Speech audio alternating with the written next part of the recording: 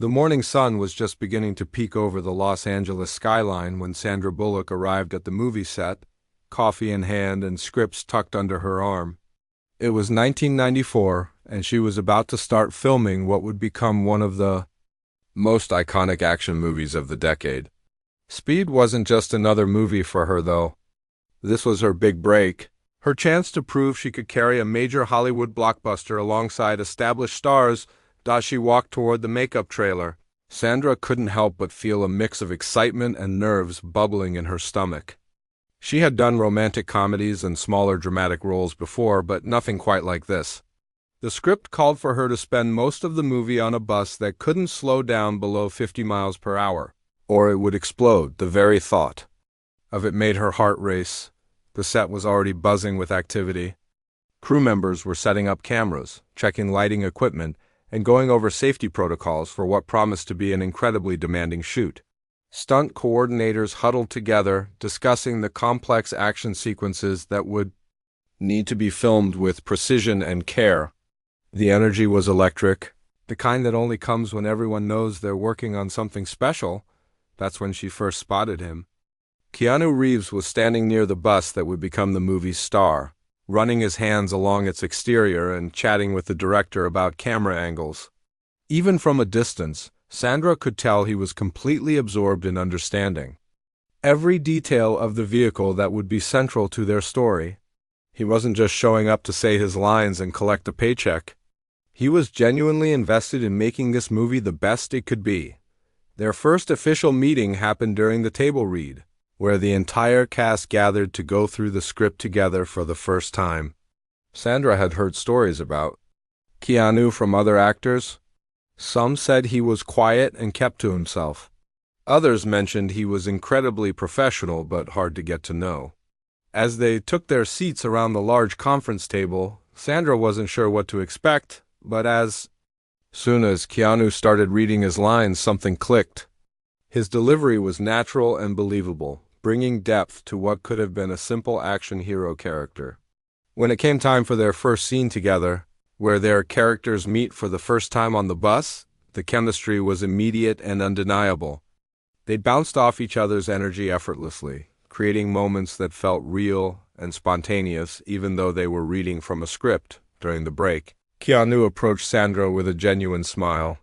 He asked her how she was feeling about the stunts and whether she had any concerns about the more dangerous scenes they'd be filming.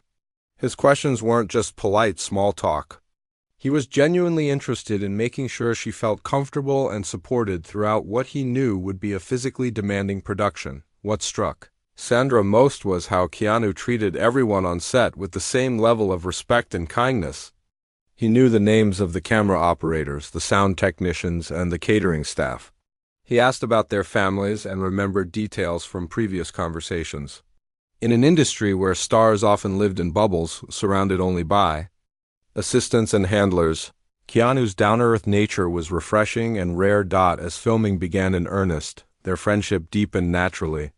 Between takes, while other actors might retreat to their trailers, Sandra and Keanu would often stay on set, discussing the scenes they'd just filmed or the ones coming up next. Keanu had a way of breaking down complex action sequences and helping Sandra understand not just what her character needed to do, but why she would do it. He helped her find the emotional truth in even the most outrageous situations. The bus scenes were particularly challenging. Filming inside a moving vehicle for hours at a time was exhausting and disorienting. The constant motion, the noise from the cameras and equipment, and the pressure to get each take right created a stressful environment. But Keanu had a gift for lightening the mood at just the right moments. He'd crack a joke when tensions were high, or offer an encouraging word when Sandra felt overwhelmed by a particularly difficult stunt. One afternoon, during a break in filming, Sandra was sitting alone, going over her lines for a complex emotional scene. She was second-guessing herself, wondering if she was good enough to pull off what the script required. Keanu noticed her struggling and sat down beside her. Instead of offering empty reassurance, he talked through the scene with her, helping her understand her character's motivations and finding ways to make the dialogue feel more natural and authentic. What impressed Sandra most was that Keanu never talked down to her or made her feel like the inexperienced one, even though he had been in the industry longer. He treated her as an equal, a fellow professional who brought her own unique talents and perspective to the project. This wasn't something she had experienced often in Hollywood, where hierarchies and egos often dominated. Working relationships, the stunt work was where their trust in each other really solidified. Many of the scenes required them to work in close coordination, with timing that had to be perfect for both safety and dramatic effect. During one particularly complex sequence involving a jump between two moving vehicles, Sandra felt a moment of real fear. The stunt coordinators had rehearsed everything extensively, but the reality of actually doing it was intimidating. Keanu sensed her hesitation without her having to say anything. He took the time to walk through the stunt with her again, explaining exactly what would happen and when. He shared his own experiences with similar stunts and the techniques he used to stay calm and focused. His patient guidance helped Sandra find the confidence she needed to perform the scene convincingly. The crew began to notice their natural partnership too. The director often commented on how much easier it was to film their scenes together because they had developed such a strong working rhythm. They anticipated each other's movements and reactions, making even the most technically challenging shots flow smoothly. Other actors on set started referring to them as the movie's secret weapon, two performers who elevated each other's work simply by being present and engaged. As the weeks of filming continued, Sandra realized that what she had found in Keanu was something rare in Hollywood, a genuine friend. Someone who cared about her success not because it benefited him, but because he was genuinely invested in seeing good people do well. Their conversations ranged from the technical aspects of filmmaking to their hopes and dreams for their careers, and eventually to more personal topics about life, family, and finding balance in a demanding industry. The wrap party for Speed felt bittersweet. The entire cast and crew had formed close bonds during the intense filming period, but Sandra knew that her friendship with Keanu was something special that would extend far beyond this one project. As they said their goodbyes that night, they promised to stay in touch, not knowing that their paths would cross again many times in the years to come, and that the foundation of respect and genuine care they had built during these few months would prove to be one of the most enduring friendships in Hollywood.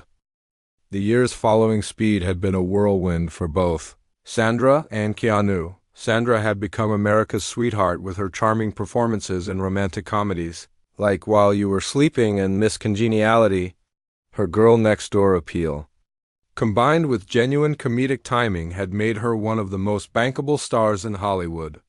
Meanwhile, Keanu had redefined action cinema with The Matrix, transforming himself into a global icon while somehow managing to stay grounded and humble despite his massive success. It was the spring of 2003 when the invitations arrived for one of Hollywood's most anticipated premieres of the year.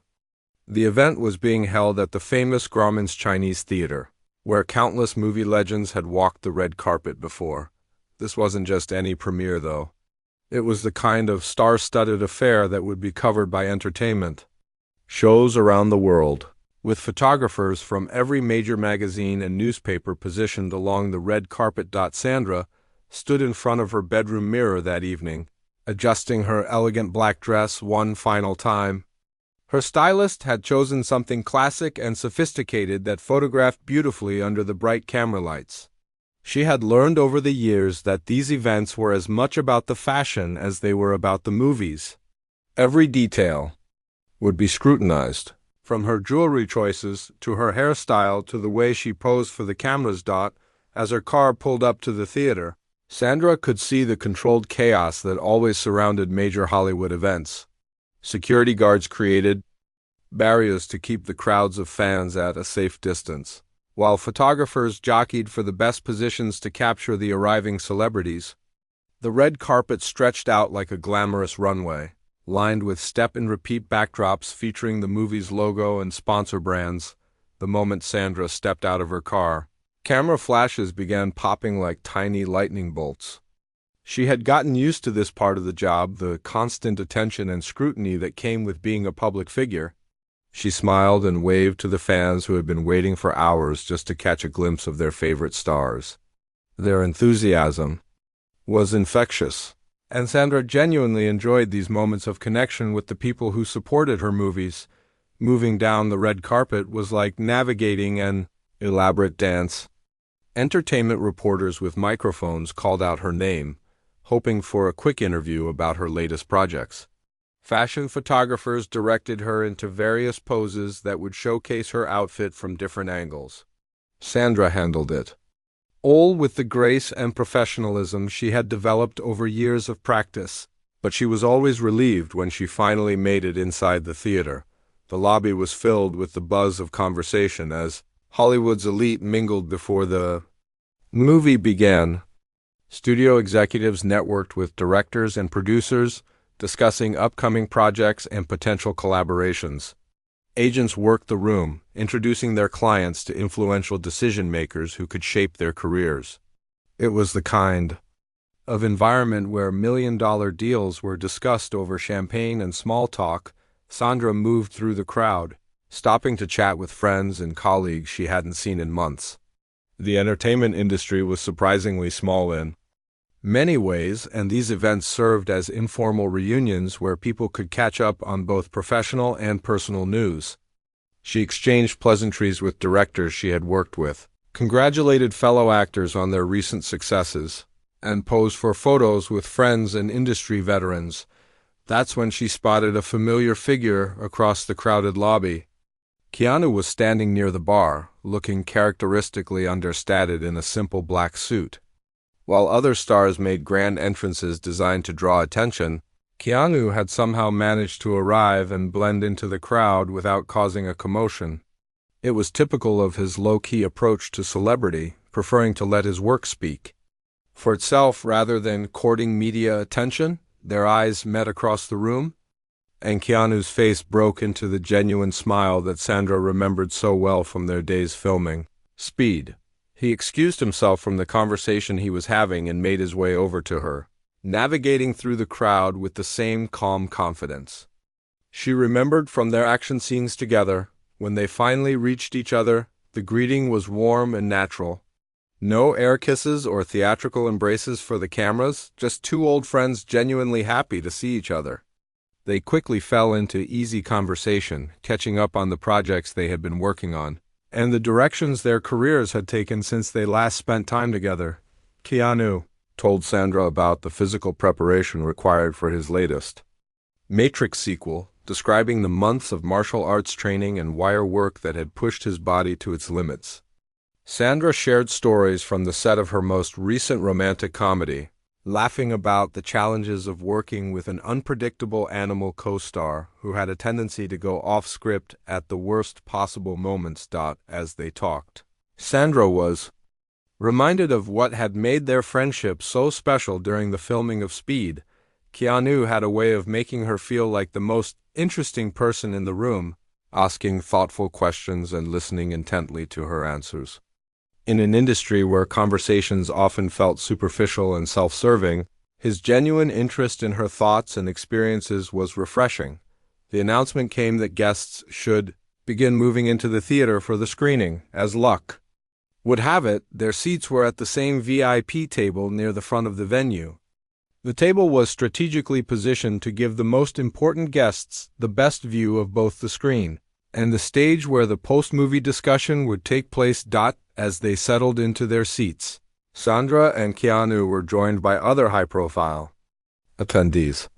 There were fellow actors who had become household names, directors whose films regularly topped the box office, and influential media personalities whose opinions could make or break a movie's success.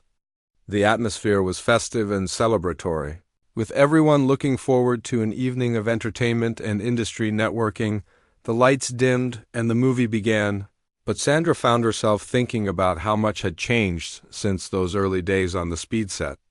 Both she and Keanu had achieved the kind of success that most actors only dream about, but they had managed to maintain their authenticity and genuine friendship despite the pressures and temptations of fame. During the intermission, as guests moved around to stretch their legs and refresh their drinks, Sandra noticed how Keanu continued to treat everyone with the same respect and kindness she remembered. He thanked the servers who brought drinks to their table, asked the venue staff about their work, and made time for conversations with industry professionals at every level. It was a reminder that success and fame didn't have to change who you were at your core. As they returned to their seats for the second half of the evening, Sandra felt grateful not just for her own success, but for having maintained a friendship with someone who had stayed true to his values despite achieving incredible fame and wealth. She had no idea that the events about to unfold would test that friendship in ways neither of them could have anticipated. The after-party was in full swing when the mood at their table took an unexpected turn. The movie had been well received, with enthusiastic applause from the audience and positive buzz already starting to spread among the industry insiders in attendance. Everyone seemed to be in high spirits, discussing their favorite scenes and predicting how well the film would perform at the box office. Sandra was enjoying herself, feeling relaxed and happy in the company of friends and colleagues. She had just finished telling a funny story about a mishap during one of her recent filming experiences when she noticed a familiar face approaching their table. It was Richard Blackwell, a well-known entertainment journalist who had built his career on sharp commentary and controversial opinions about Hollywood's biggest stars. Blackwell had a reputation that preceded him wherever he went. He wrote for one of the major entertainment magazines and appeared regularly on television talk shows, where his cutting remarks about celebrities often generated headlines and heated discussions. Some people in the industry found his brutal honesty refreshing, while others considered him unnecessarily cruel and destructive. He seemed to take particular pleasure in targeting successful actresses, often making personal attacks disguised as professional criticism. As Blackwell settled into an empty chair at their table, Sandra felt a subtle shift in the atmosphere. Conversations became slightly more guarded, and people seemed to be choosing their words more carefully. Everyone knew that anything they said could potentially end up in his next column or television appearance, twisted and taken out of context.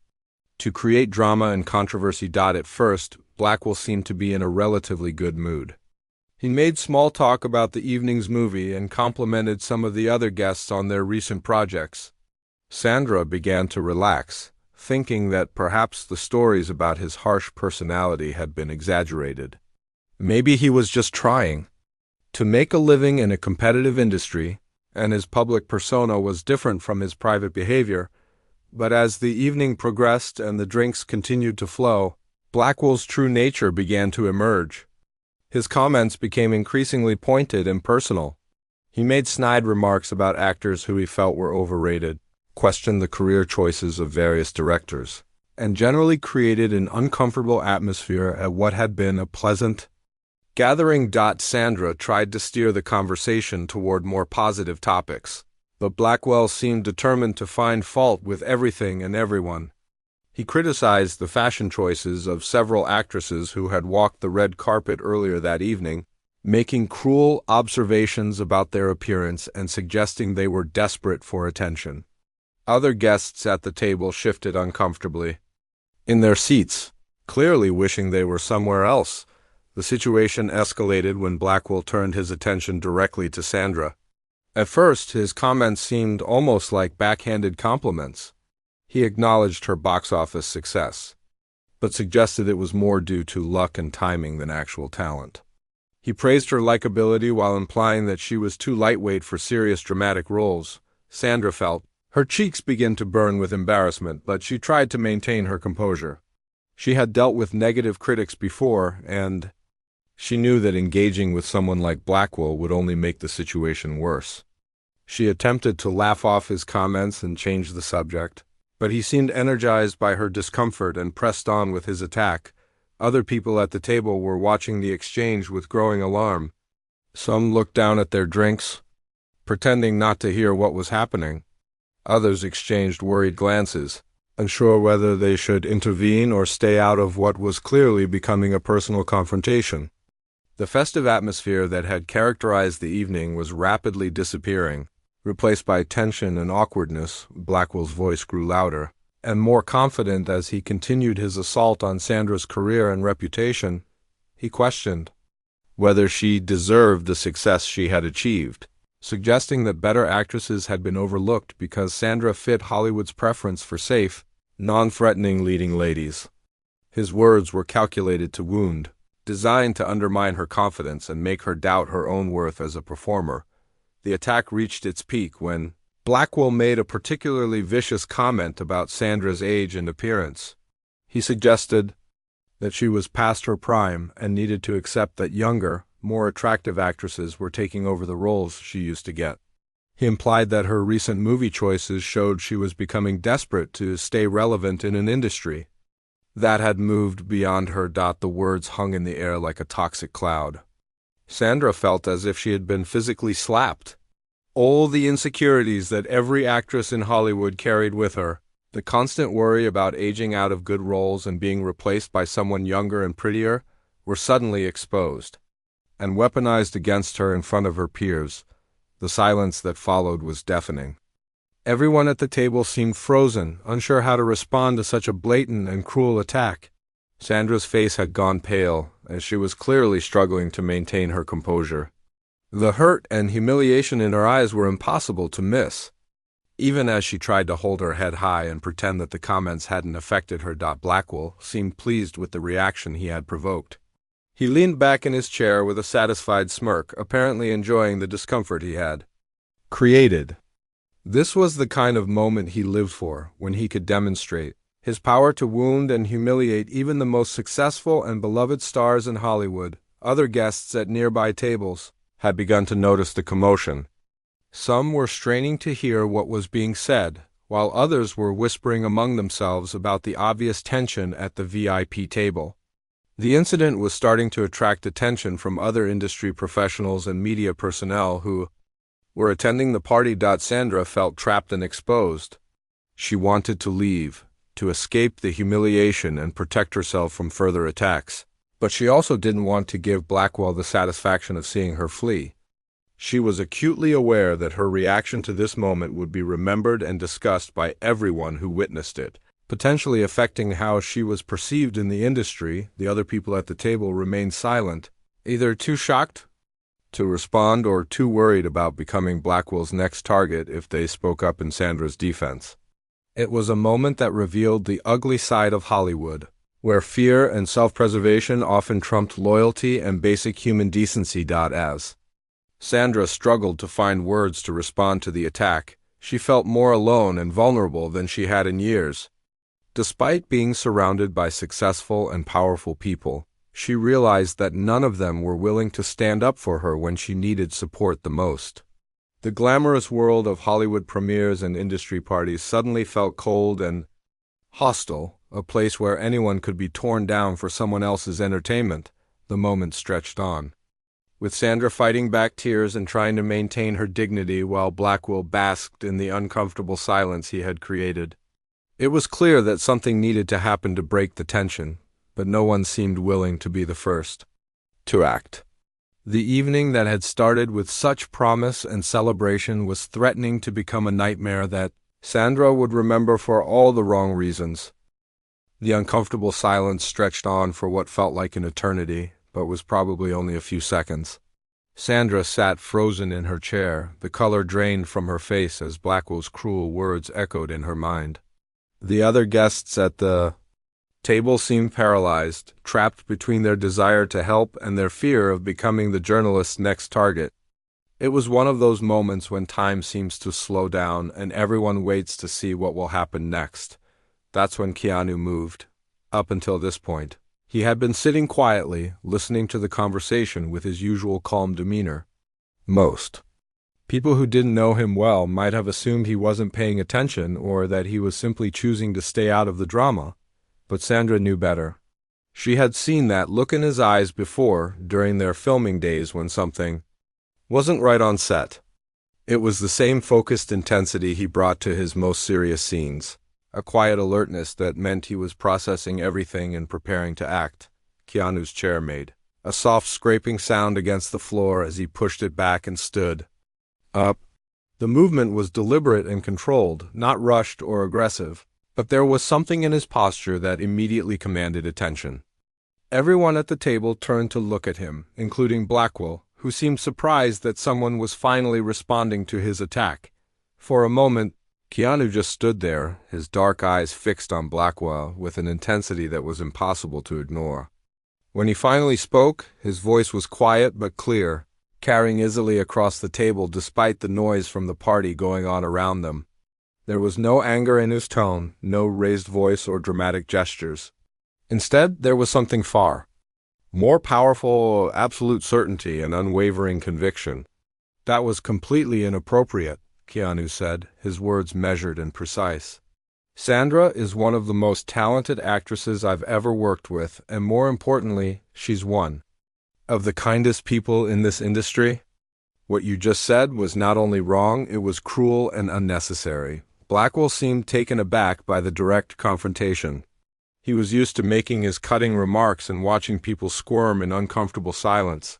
He wasn't prepared for someone to stand up and challenge him so directly and calmly. For a moment, he looked almost confused, as if he couldn't quite believe that someone was actually calling him out on his behavior. "I'm just being honest about the industry," Blackwell tried to defend himself, but his voice lacked the confidence it had carried just moments before. "Someone has to tell the truth about these things." Keanu's expression didn't change, but there was something in his eyes that made it clear he wasn't going to let this slide. "There's a difference between honest criticism and personal attacks," he replied. "What you did just now was not journalism or honest commentary, it was bullying, plain and simple." The other people at the table were watching this exchange with fascination and growing respect. Here was one of Hollywood's biggest stars, someone who could easily have stayed silent to protect his own reputation and relationships, choosing instead to stand up for a friend who was being attacked. It was the kind of moral courage that was rare in any setting, but especially uncommon in an industry where self-preservation often trumped loyalty. Sandra felt a wave of emotion wash over her as she listened to Keanu defend her. The hurt and humiliation from Blackwell's attack were still there, but they were being overshadowed by something else, gratitude and a renewed sense of her own worth. Here was someone who truly knew her, who had worked with her closely and seen her at her best and worst, telling the world that she was talented and valuable. Keanu wasn't finished, though. He continued speaking, his voice still calm but gaining strength as he went on. "Sandra has had a successful career spanning more than a decade because she connects with audiences in a way that very few actors can. She brings authenticity and heart to every role she takes on. The box office numbers speak for themselves, but more than that, she treats everyone on set with respect and professionalism."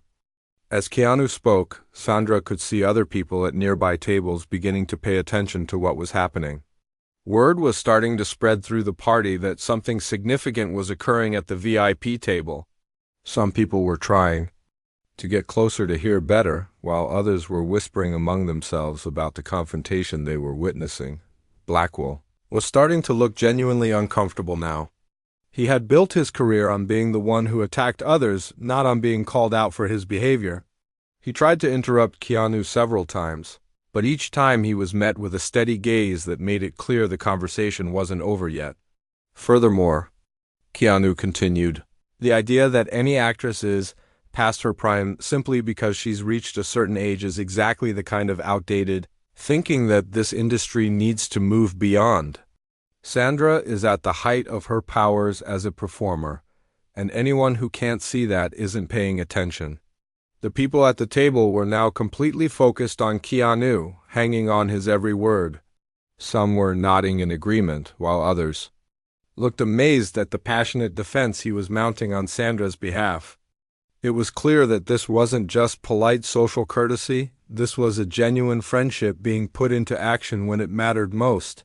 Sandra felt tears beginning to form in her eyes, but they were different from the tears of humiliation she had been fighting back just minutes earlier. These were tears of gratitude and relief. The emotional release that comes when someone stands up for you in a way that validates not just your professional worth, but your value as a human being. But Keanu still wasn't done. He looked directly at Blackwell and said something that would be remembered and talked about in Hollywood circles for years to come. You know what the real difference is between Sandra and some of the people you seem to admire? She doesn't need to tear others down to build herself up. She doesn't need to be cruel to be relevant. That's the mark of true class and genuine talent. The words hung in the air like a challenge. Blackwell's face had gone red, and he was clearly struggling to come up with a response that would allow him to save face. The other guests at the table were watching him expectantly, waiting to see how he would react to being so thoroughly and publicly dressed down. Instead of backing down or apologizing, Blackwell made the mistake of trying to escalate the situation. He started to make another disparaging comment about Sandra, apparently thinking he could regain control of the conversation by doubling down on his original attack. That's when Keanu's demeanor shifted slightly. The calm intensity was still there, but now there was an edge to it that made everyone at the table sit up and take notice. Without raising his voice or making any threatening gestures, he somehow managed to convey that he had reached the absolute limit of his patience. "I think you've said enough," Keanu said, his voice carrying a finality that made it clear this wasn't a suggestion. "In fact, I think you've said more than enough." Then, in a move that surprised everyone at the table, Keanu reached into his jacket pocket and pulled out his phone. He scrolled through his contacts for a moment, then looked back at Blackwell with the same steady gaze. "I'm going to make a call to my publicist," Keanu announced calmly. "And then I'm going to make a few more calls to some people who should know exactly what kind of person they're dealing with when they interact with you professionally." The threat was clear, and its implications were devastating. In Hollywood, reputation was everything, and Keanu had the kind of influence and respect that could seriously damage someone's career with just a few phone calls. Blackwell's face went pale as he realized that his attack on Sandra might have serious consequences for his own professional future. The moment Keanu mentioned making those phone calls, the entire atmosphere at the table shifted dramatically. Blackwell's confident smirk disappeared completely, replaced by a look of genuine concern as he realized the serious implications of what had just happened. In Hollywood, where relationships and reputation could make or break careers overnight, the threat of having someone like Keanu Reeves personally reach out to industry leaders about your unprofessional behavior was nothing short of terrifying. Other guests at the table began to understand the gravity of the situation. They had just witnessed something unprecedented, one of Hollywood's most respected and influential actors taking a direct stand against behavior that many in the industry had quietly tolerated for years. The silence stretched on as everyone processed what they had just seen and heard, but then something unexpected began to happen. Jennifer Lopez, who had been sitting quietly at the far end of the table, slowly stood up. She looked directly at Sandra with a warm smile and said, "You know what?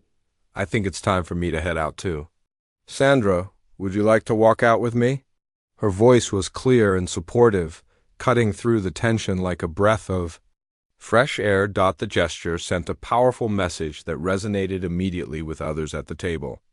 Within moments, two more A-list actors pushed back their chairs and stood up. Then a prominent director followed suit. One by one, the most important people at the table were rising to their feet, creating a visual demonstration of where their loyalties lay. Blackwell watched in growing horror as his audience literally walked away from him. These weren't just random partygoers. These were the exact people whose favor and respect he needed to maintain his position in the industry. Without access to major stars and their representatives, his career as an entertainment journalist would essentially be over. "Wait," Blackwell called out desperately, his voice cracking slightly. "I think there's been a misunderstanding here. I was just trying to have an honest conversation about the industry. Maybe I came across wrong." But Keanu wasn't interested in hearing excuses or backtracking. He had already started moving towards Sandra, gently placing his hand on her shoulder in a gesture of support and protection. "The only misunderstanding," he said without looking back at Blackwell, "is thinking that kind of behavior is acceptable anywhere, let alone at an industry event." Sandra felt overwhelmed by the show of support from her colleagues. "Just minutes," Earlier, she had felt isolated and humiliated, wondering if anyone would stand up for her. Now, she was surrounded by some of the most powerful people in Hollywood, all making it clear that they found Blackwell's behavior unacceptable and that they supported her completely. As the group began to move away from the table, other people throughout the party started to take notice. Conversations stopped as heads turned to watch the unprecedented exodus of A-list talent from what had been the VIP section. Word spread quickly through the crowd about what had happened, with details being whispered from person to person across the venue. The sight of Keanu Reeves leading a group of major stars away from Blackwell sent a clear message that was impossible to misinterpret. In an industry built on relationships and reputation, this kind of public rejection was devastating. Studio executives, agents, and publicists who had been chatting nearby began to distance themselves from Blackwell, suddenly finding reasons to be elsewhere outside the venue. As the group gathered on the sidewalk, the mood was completely different from the tension they had left behind. There was a sense of relief and solidarity, as if everyone involved felt good about taking a stand for what was right.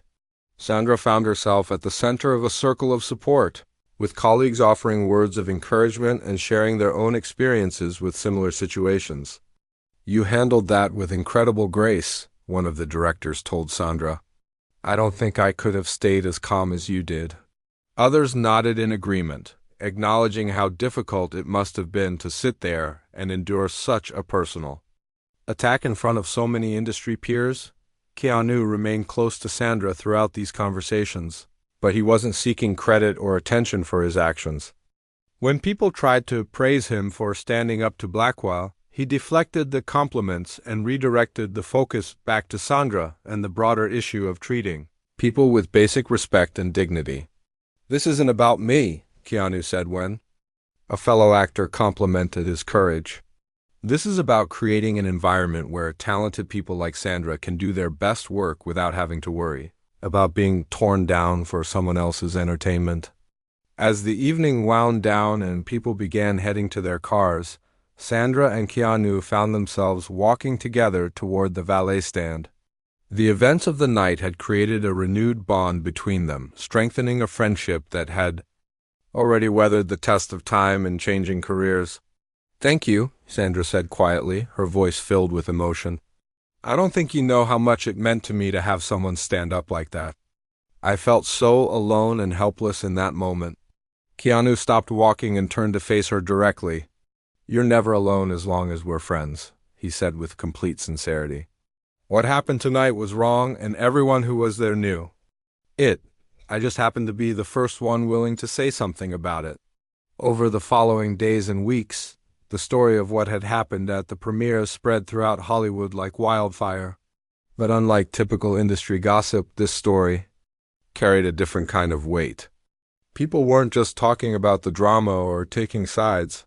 They were having serious conversations about the culture of their industry and the way people treated each other. Several major entertainment publications ran stories about the incident, though they were careful to focus on the positive aspects of the story rather than giving Blackwell more attention for his inappropriate behavior. The narrative that emerged was one of friendship, loyalty, and the importance of standing up for what's right, even when it's difficult or potentially costly. The impact on Blackwell's career was swift and severe. Within weeks, his magazine began distancing itself from his more controversial columns. Television producers who had previously booked him for talk shows started looking for other commentators. Event organizers stopped extending invitations to premieres and industry parties. The network of relationships that had sustained his career began to dissolve as people decided they didn't want to be associated with someone who had been so publicly called out for unprofessional behavior. Meanwhile, Sandra found that the incident had an unexpected positive effect on her career and public image. The story of how she had handled the attack with grace and dignity, and how respected colleagues had rallied to her defense, actually enhanced her reputation in the industry. She began receiving scripts for more complex and challenging roles. As if the incident had reminded casting directors and producers of her talent and professionalism, more importantly, The friendship between Sandra and Keanu emerged stronger than ever. They began making efforts to see each other more regularly, not just at industry events but in more personal settings. They discovered that their shared experience had deepened their connection and created a level of trust and mutual respect. That was rare in Hollywood. Years later, when Sandra was asked about the incident in interviews, she would always speak about how that night taught her the true value of genuine friendship. She learned that real friends don't just support you when it's easy or convenient. They stand up for you when it matters most, even when there might be personal costs involved. The story became something of a legend in Hollywood, not just because of the dramatic confrontation, but because it represented something that many people in the industry wanted to see: more of genuine human decency and the courage to do what's right. It showed that even in a world often driven by self-interest and competition, there was still room for loyalty, friendship, and basic respect for human dignity.